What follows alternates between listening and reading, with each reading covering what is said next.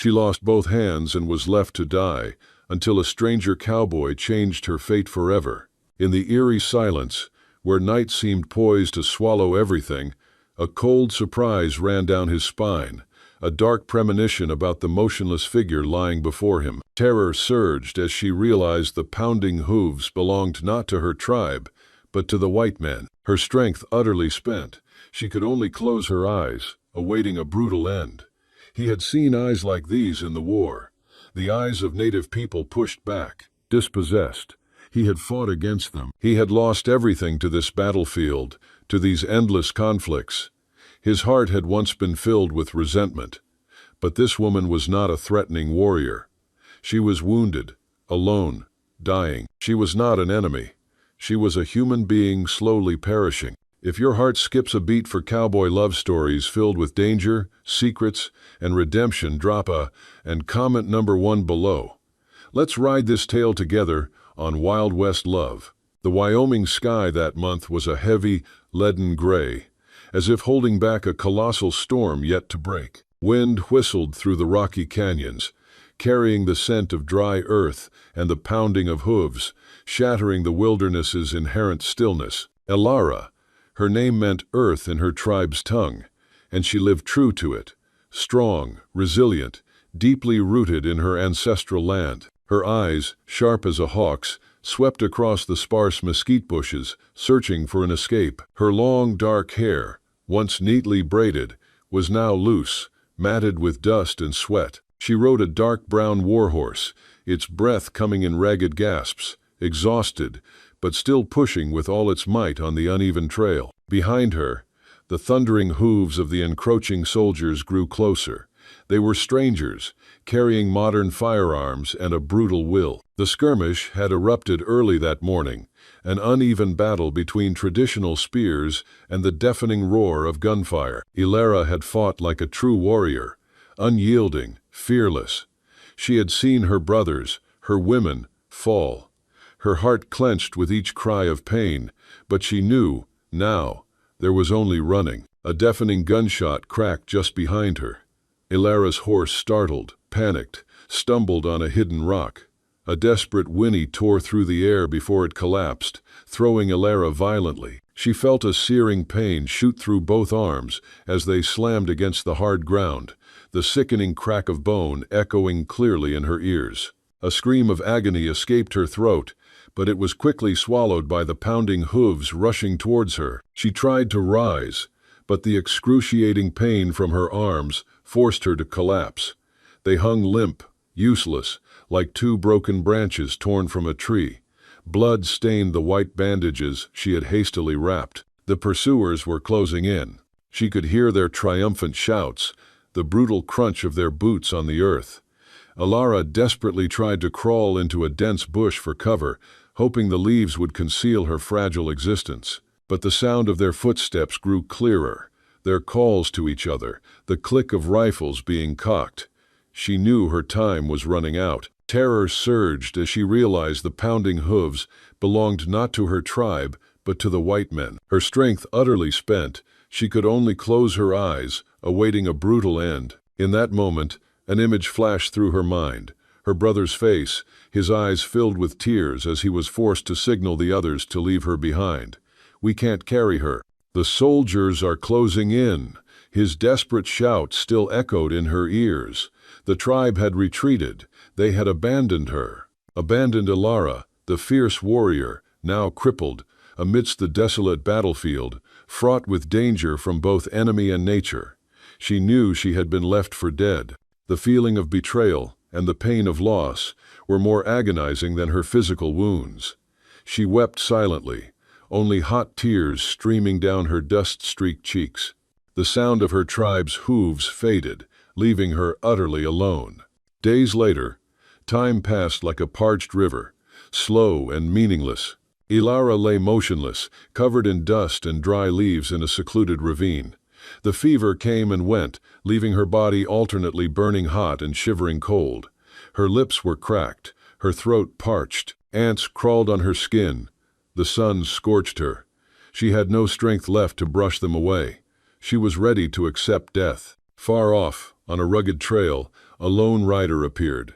Silas Vance, a gaunt man, with sun-weathered skin and deep blue eyes that held a profound sorrow. He was a solitary rancher, living in seclusion after the tragic death of his wife and child in a fire years ago. His life was a long stretch of silence and labor. He was searching for a few stray cattle that had broken from his herd. The steady thud of Silas's horse's hooves echoed on the dry ground. Suddenly, his horse, a lean, dusty gelding named Brisk, stopped abruptly. Its ears pricked, its nostrils flared, sensing something amiss. Silas narrowed his eyes, scanning the bushes and rocks. He heard a faint moan, almost imperceptible, a sound not of an animal. In the eerie silence, where night seemed poised to swallow everything, a cold surprise ran down his spine, a dark premonition about the motionless figure lying before him. He dismounted, his hand brushing the butt of his revolver, and walked cautiously towards the ravine. He found traces of a skirmish, dried blood, torn cloth, boot prints, and hoof marks. And then he saw her. Ilara lay there, her body twisted, half covered in dust and leaves. At first glance, he thought she was dead. The stench of dried blood and sweat hit him sharply, but then her chest barely moved, a shallow, weak rise and fall. He stepped closer, crouched down, squinting at her face.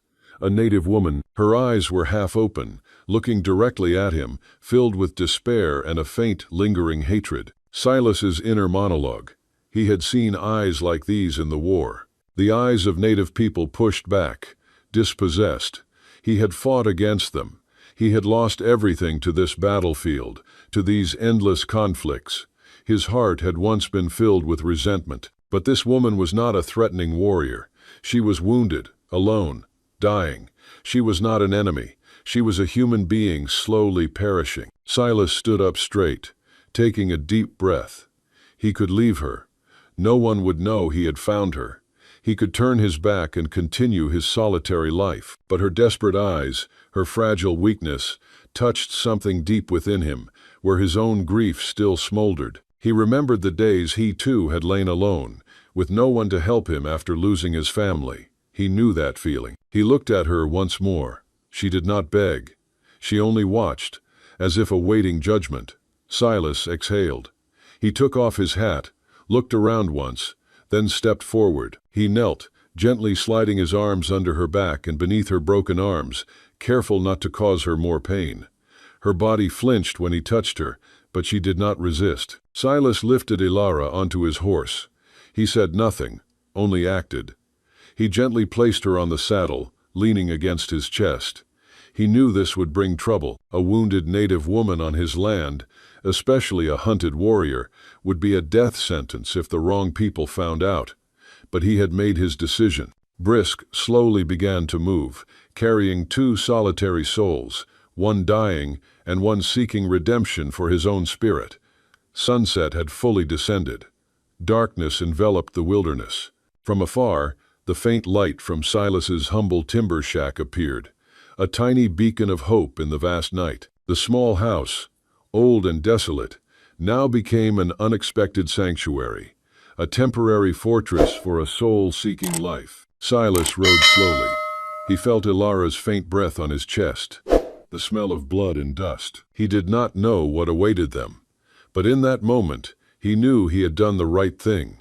He had not abandoned her, and that was all he needed to know. Inside the cramped timber shack, the damp scent of earth, the smell of old pine wood, and the faint aroma of antiseptic mingled, creating a space that felt both stifling and alien. Ilara awoke, the piercing pain from her broken arms returning, more intense than ever. She lay motionless on the simple cot, her back against the wall, her hands bound tightly in thick white bandages. Even a slight movement made her wince, a faint moan escaping her throat, only to be immediately suppressed. Her eyes, once sharp as a blade, now held only weariness, despair, and a frightening coldness and distance when she looked at Silas. She felt betrayed by her own people, those who had sworn to protect each other until their last breath. And now she lay in the hands of the enemy, a white man, representing everything that had stolen her life, her freedom, and now her arms. Hatred surged within her, mixed with fear and utter helplessness. Better to die than let this man touch her, better to die than accept his pity. Silas entered the room, carrying a steaming bowl of broth and a piece of dried meat. The smell of food wafted, but Alara turned her face away, her lips pressed tight. She refused everything. He placed the bowl beside the cot, without a word. He knew she was watching him, knew what her eyes held. He had seen those eyes in the war, the eyes of native people pushed back, dispossessed. He had fought against them. He had lost everything to this battlefield, to these endless conflicts. His heart had once been filled with resentment. But this woman was not an enemy. She was wounded, alone, dying. She was not an enemy. She was a human being slowly perishing. He knew the way her eyes looked at him. He had seen that gaze in the war. But this woman was not an enemy. She was wounded, alone. His conscience would not allow him to abandon her. He, too, had been alone, had suffered loss. Perhaps he saw a part of himself in her. He would not abandon her, no matter how much she hated him. Silas remained patient. He placed food and water near her, though she did not touch them.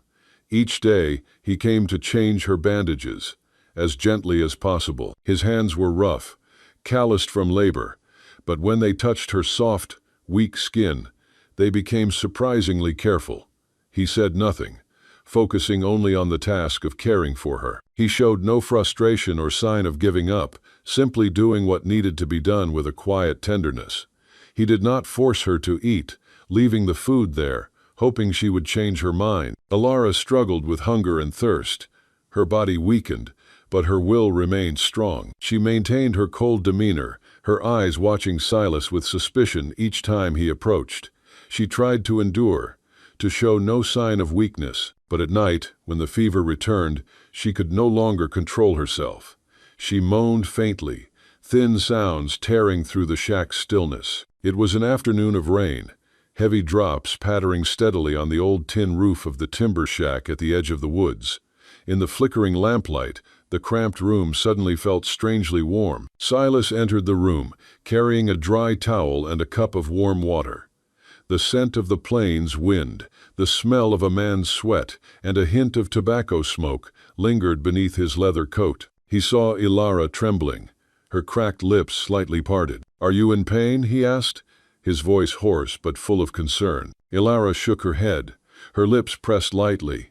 The rain continued to fall outside, as if shielding the private moment unfolding in the small room. Silas sat beside her. His hands, one after another, removed the damp cloths, gently drying her soaked hair. Then he carefully adjusted the blanket that had slipped from her thin shoulder. Alara shivered, not from cold, but from his meticulousness, from the way his gaze swept over her body, slowly but without impropriety. "I know you're afraid," he continued, his hand still adjusting the blanket. "You can't hold yourself. Don't try. Let me." In that moment, it was as if something snapped inside Alara. The hatred, the defensiveness, the despair, all seemed to vanish in his simple, sincere words. She said nothing, only looked at him, a weak gaze, full of trust. It was the first time she allowed herself to be vulnerable in front of him, the first time she accepted his help not for survival, but for something deeper. It was a crucial breakthrough, a small door that had just opened in her heart. In the days that followed, Alara remained weak, but she had begun to accept food and water from Silas. She no longer turned away when he cared for her, sometimes even nodding faintly in response to his questions. Silas noticed this small change. He remained a man of few words, but his actions became even more gentle and cautious. He spent time building Alara a wheeled chair, a simple but meaningful item. The chair was made of sturdy wood, with soft padding and old wheels he found in the barn. Alara initially looked at the chair with disdain. She did not want to depend on anything, especially something made by a white man, but Silas simply placed it beside the cot without forcing her. After a few days, curiosity and the desire for self-sufficiency won out. Alara began to practice moving with the chair. She struggled, sometimes falling, but Silas was always there, silent, gently helping her up. Each time she moved a little, each time she managed to reach something on her own, a spark would ignite in her eyes. These were small victories, but they were glimmers of hope, helping her feel that she was not entirely helpless. She began to explore the small shack, moving from the cot to the stove, to the window. Though still difficult, each movement was a step forward, an affirmation that she was still alive, and that she could do something on her own. The following days unfolded in the small timber shack, carrying a new rhythm, slow but steady. Ilara, though she had accepted Silas's care, maintained an invisible distance. The wheeled chair had helped her move more easily, but her eyes still occasionally met his with suspicion, even hatred. It was the gaze of a dispossessed native, pushed to the brink, looking at the one who had brought pain to her people. She could not forget what had happened. The gunshots, the cries of her people, and the images of white soldiers' faces in battle. Silas was one of them, a part of the world that had stolen her land, her freedom, and now her arms. How could she trust a white man? How could she accept this tenderness without feeling she was betraying herself, betraying her tribe? Resentment surged within her, mixed with an uncomfortable gratitude, tearing at her daily. Sometimes, when the pain in her arms became intense, or when despair over her fate overwhelmed her, Ilara would utter bitter words about white men, about their cruelty, about what they had done. Those words, though not directly aimed at Silas, still carried the weight of years of accumulated hatred. One morning, as Silas was changing her bandages, Ilara hissed softly in pain, "You white men, you only bring suffering." Her voice was hoarse, full of bitterness. Silas paused, looking at her. His face remained stoic. He did not argue, did not refute. He simply stood there, listening, his deep blue eyes holding their own sorrows. He, too, harbored hidden prejudices. He had fought against native tribes, had witnessed brutal attacks, had lost everything in a fiery night he believed was linked to those conflicts. The pain of losing his wife and child had etched itself deep into his mind, turning him into a solitary, cold man. He had sworn never to let anyone into his life again, especially those he had once fought. But Ilara was unlike anyone else. Her eyes, despite the hatred, held a profound sorrow that he understood. He saw her unyielding resilience, but also a fragility that needed protection. He felt an inexplicable urge, an urge to help, to soothe the pain he saw in her. The internal struggle played out within both of them. Ilara wrestled with the idea of being cared for by a white man, someone she had been taught to despise.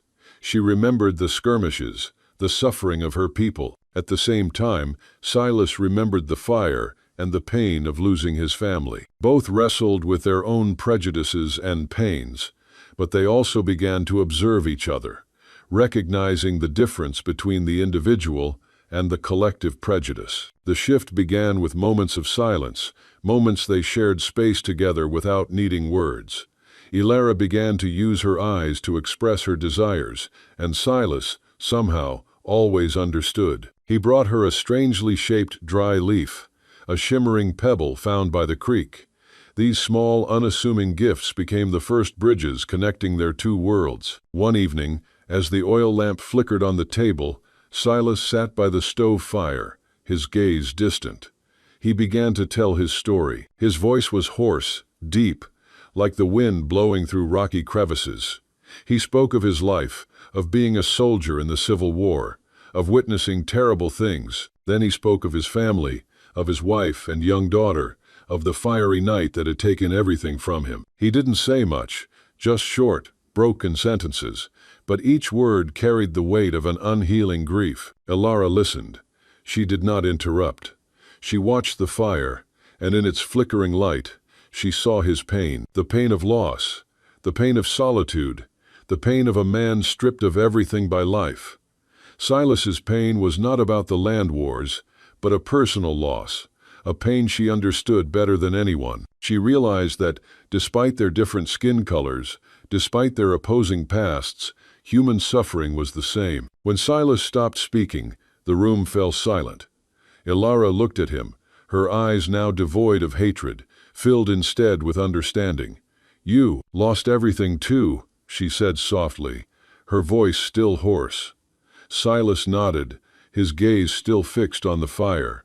"Everything." Inspired by Silas, Ilara also began to share. Her voice was initially hoarse, weak, but gradually grew stronger. She spoke of her tribe, of their legends, of a life intertwined with nature. She spoke of being a warrior, of battles, and especially of the pain of being abandoned. She spoke of her brother, of the anguished look in his eyes when he was forced to leave her behind. "He had no other choice," Ilara whispered, tears streaming down her face. "They had to run." Silas listened, his eyes filled with empathy. "I understand," he said, his voice deep. "Sometimes there is no choice." This shared vulnerability forged a powerful bond between two individuals, once scarred and filled with hatred. They realized their pain belonged not just to a skin color or a tribe, but to humanity itself. The barrier between them gradually crumbled. A new intimacy emerged, not of physical desire, but of spiritual closeness. Silas gently helped Ilara comb her hair, or placed a hand on her shoulder to comfort her as she recounted her past. Ilara no longer recoiled but accepted his touch, feeling its warmth and safety. Their relationship slowly shifted from caregiver and patient to a deep connection between two solitary souls who had found each other. They began to do small things together. Silas repaired the barn. Ilara sat in her wheeled chair, observing and offering advice with her eyes or soft murmurs. They found a shared rhythm, a harmony in their simple life in the wilderness. However, that peace was not to last. One afternoon, as Silas was checking the western fence, he saw a rider appear on the horizon. The man was not a local ranch hand, nor a mail carrier. His demeanor carried a strange danger. He rode slowly, but his gaze swept over Silas's ranch sharply, as if searching for something. Silas immediately felt a grim premonition. He returned to the shack, his eyes filled with vigilance. Ilara noticed the change in him. She looked in the direction he had been looking, and a cold dread ran down her spine. She knew the past was returning. The stranger did not stop at the ranch. He merely rode past, but his gaze lingered on the timber shack longer than usual. Silas knew he had seen something, or at least, he had caught a scent. He began to fortify the ranch quietly. He checked his rifle, counted his ammunition. He knew their peace was about to be shattered. The external threat had emerged, and this time it threatened not only Ilara, but also the small world they had built together. The peace that Ilara and Silas had painstakingly built in the small timber shack suddenly became more fragile than ever.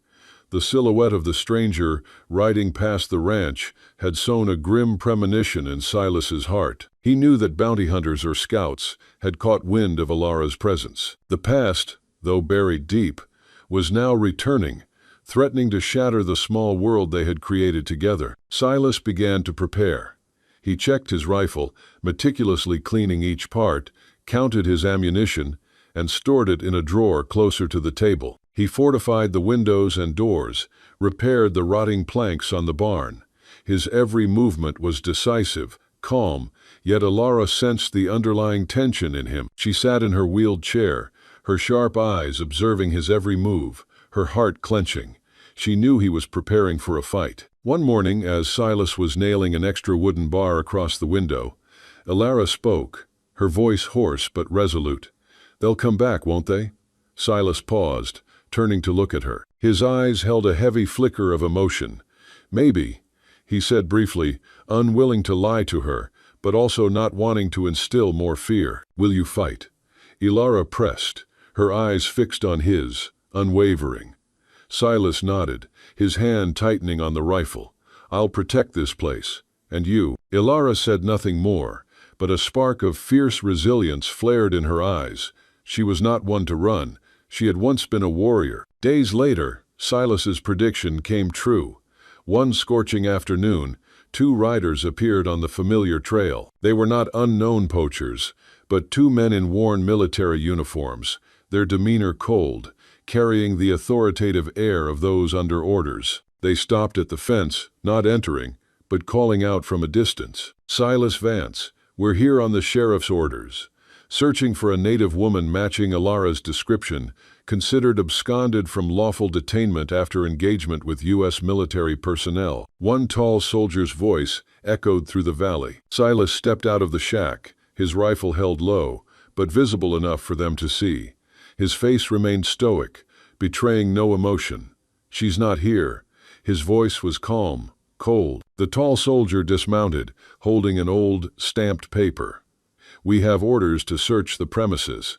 We can come in, or you can let us." Ilara, at this moment, had wheeled her chair into a hidden corner inside the shack, where a secret trap door lay beneath the floor. She lay still in the dark space, listening to everything: the brutal thud of boots, the voices of strangers, and the creaking of floorboards above her. "Do you have a warrant?" Silas asked, his voice still calm, but his eyes sharp as knives. "This paper is from the Arizona Territorial Sheriff himself," the soldier growled. "That's not what I asked," Silas retorted, his voice unwavering. The soldiers did not press further. They entered the shack, looking around, glancing at the shelves, the simple belongings. One went into the barn, checking the corners. They did not lift the rug, did not test the floorboards. They didn't know where to look. Ilara lay still, her hand gripping the knife Silas had left for her under the blanket. Finally, they left. The tall soldier turned back to Silas. "Are you sure no one's been by? We've had sightings of her down this trail." Silas didn't blink. "I haven't seen anyone." They mounted and rode off, not in a rush, but not slow either. Silas waited another hour before lifting the trap door. Ilara crawled out, drenched in sweat, breathing heavily, covered in dust and straw.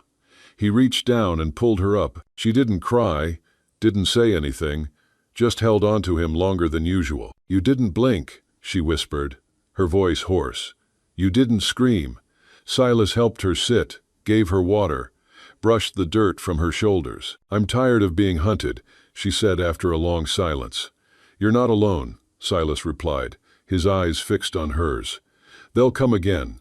Then we'll be ready." That night, after the tension had passed, Ilara and Silas sat near the stove fire. The air was still. The flickering lamplight illuminated their faces, revealing their weariness but also a kind of hidden longing burning intensely. Ilara looked at Silas, her eyes no longer hesitant but an invitation, a desire for closeness. Silas noticed. He hesitated. His eyes flickered with doubt, the fear of recurring loss, unsure if he was allowed to cross this boundary, if he would hurt her. Her heart pounded, wanting to leap from her chest.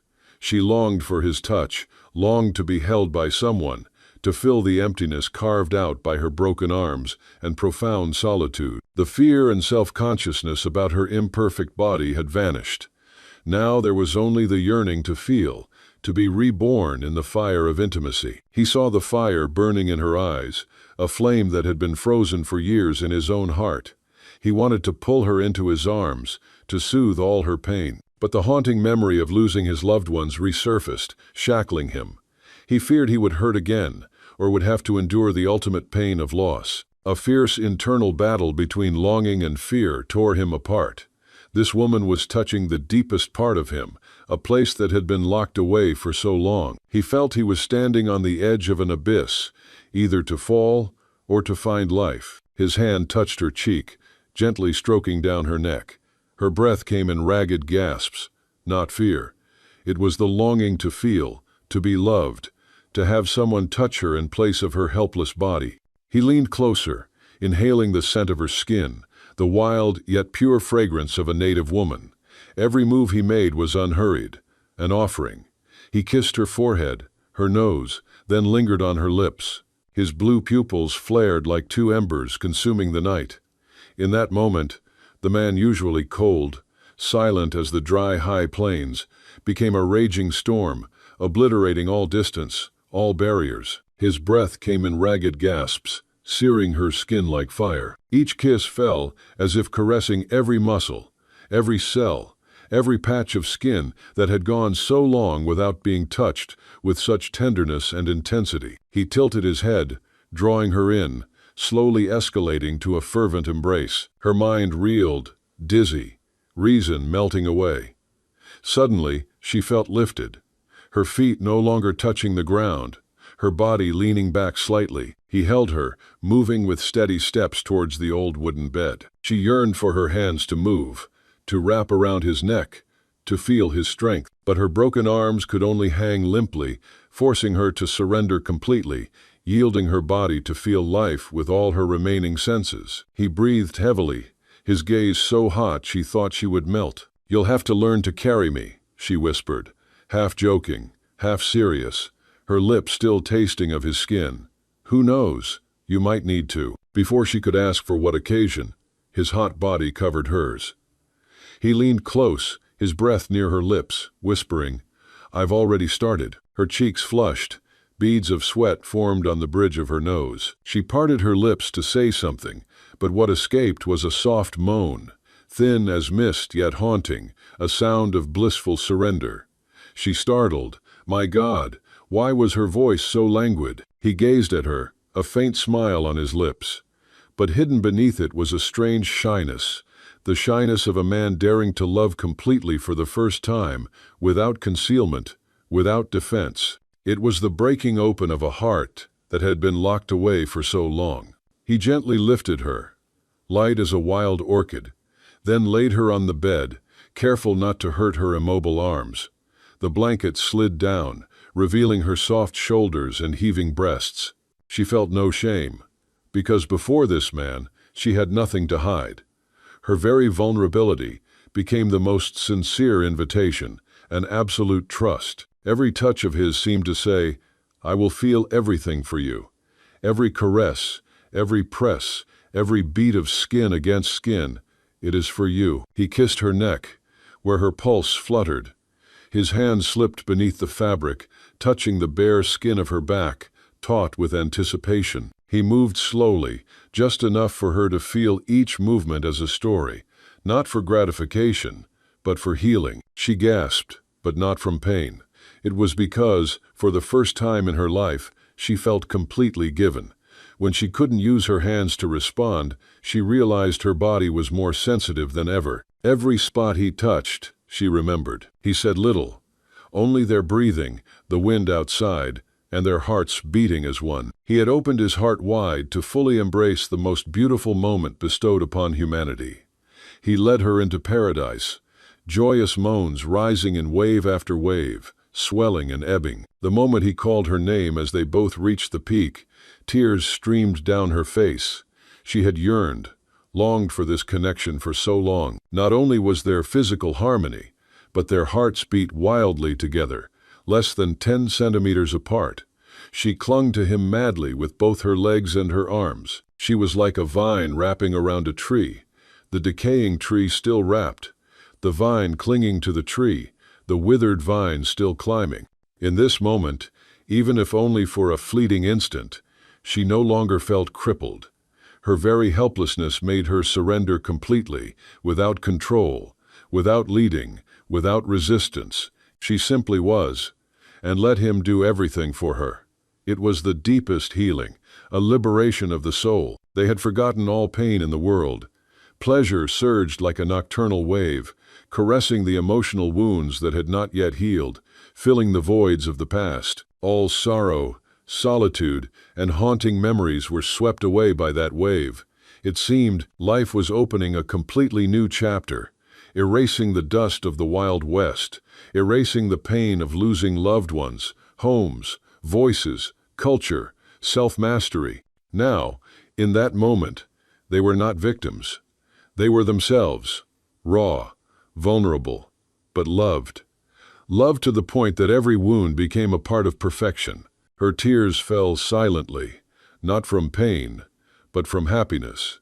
For the first time in so many years, she no longer felt alone. She was loved as a human being, not for her appearance or out of pity, but for who she truly was. They were both immersed in a cool downpour, watering their parched souls, awakening dormant life. Youth, like that rain. Even knowing they might catch a cold, they still rushed into the rain like children experiencing love for the first time. They might get sick, but who cared?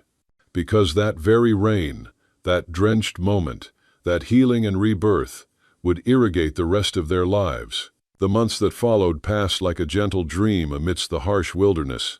Ilara had recovered significantly, although her arms were still tightly bandaged, and the scars remained deep on her skin.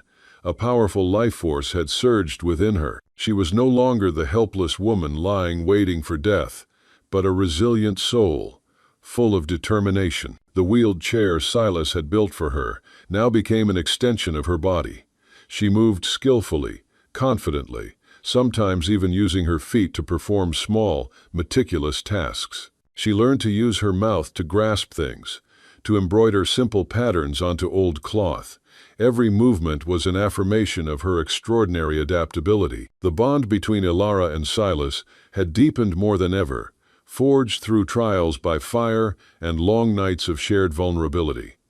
They needed few words. Their glances, gentle touches, and mingled breaths spoke volumes.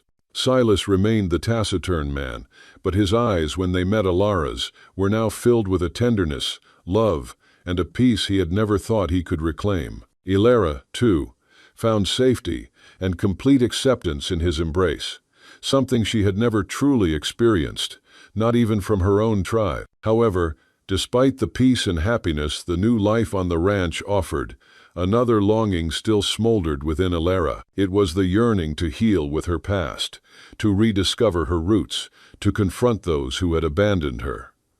Her gaze occasionally drifted towards the horizon, towards the place where her tribe once lived. She knew she couldn't live forever in hiding, couldn't forever be a lost soul caught between two worlds. One afternoon, as they sat on the porch, watching the sunset paint the sky crimson, Ilara spoke softly, her voice low and thoughtful.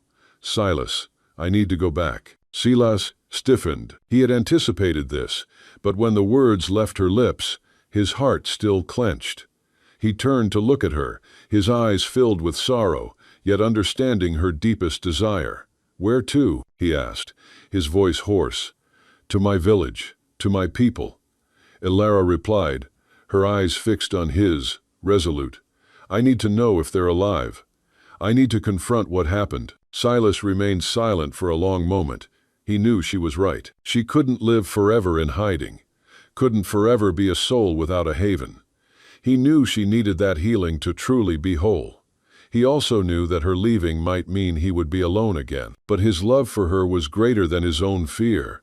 "It's dangerous," he said, "not to stop her, but to remind her." "I know," Ilara replied, "but I can't live without knowing." Silas nodded. He would help her. He would do everything to ensure her safety. In the days that followed, Silas began preparing for Ilara's journey. He repaired the old wagon, making it sturdy, and built a special seat that could be attached to it, with soft padding so Ilara could sit comfortably. He prepared provisions, water, and all the necessary supplies for a long journey.